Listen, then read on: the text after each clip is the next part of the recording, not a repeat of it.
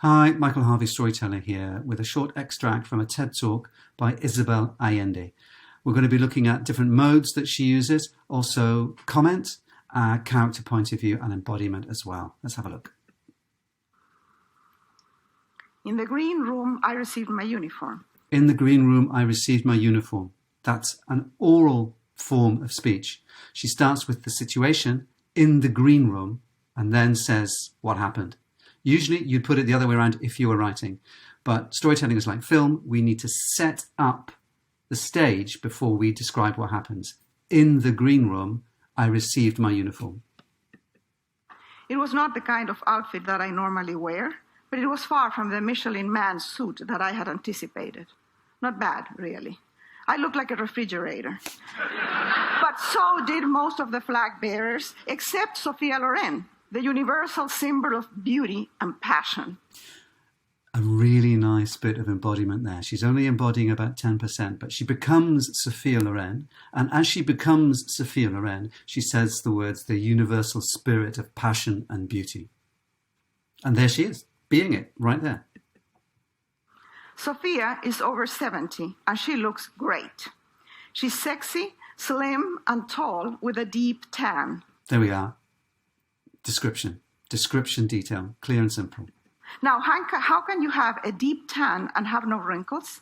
I don't. Comment, talking to the audience, talking to someone she already knows because she's been introduced by her. I don't know. When asked in a TV interview, how could she look so good? She replied, posture. See that? She embodied Sophia Loren. So rather than saying, when asked how she manages to make herself so youthful and vigorous, Sophia Loren said, posture. No, she embodies Sophia Loren. And as Sophia Loren, she says the word posture. My back is always straight, and I don't make old people's noises. So there you have some free advice from one of the most beautiful women on earth. No grunting, no coughing, no wheezing, no talking to yourselves, no farting. Well, she didn't say that exactly.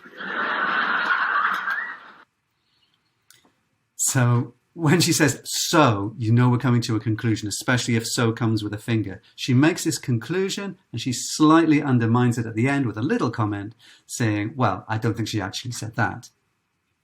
So it's a humorous conclusion, getting us ready for what happens next.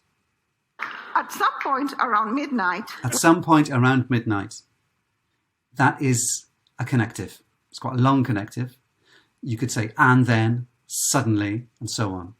At some point around midnight means we know we're primed for what's going to happen next. Action. We're going to have a couple of verbs in a minute, I bet. We were summoned to the wings of the stadium, and the loudspeakers announced the Olympic flag, and the music started.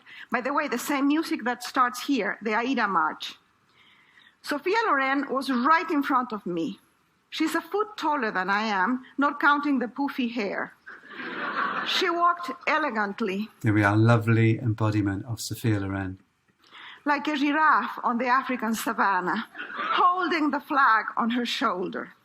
I jogged behind, on my tiptoes, holding the flag on my... Embodiment taken up a bit to this is a higher level of embodiment than she's been using before. It can become funny very quickly, which is why she's doing it.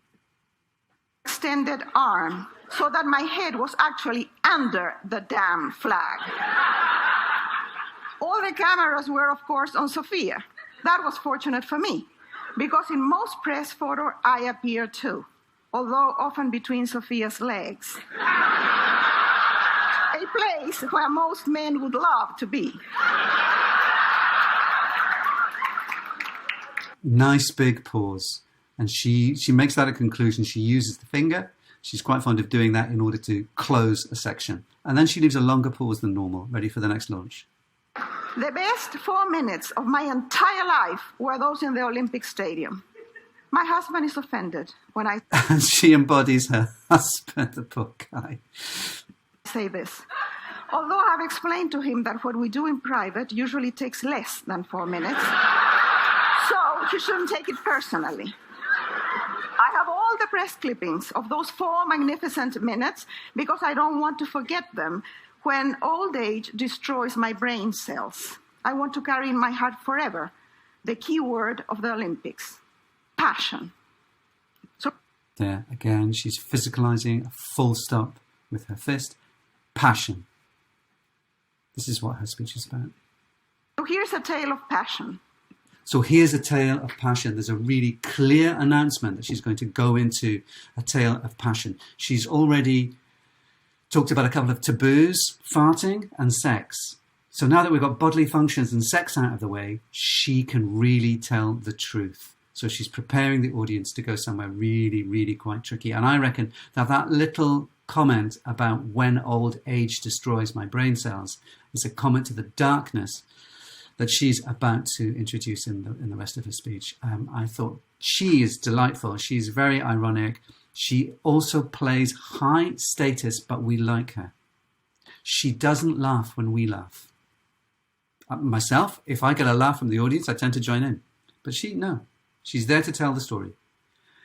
I really enjoyed talking to you about her. I think that's great, and I'll be looking for more and posting more soon. Okay, take care. Any questions? Let me know.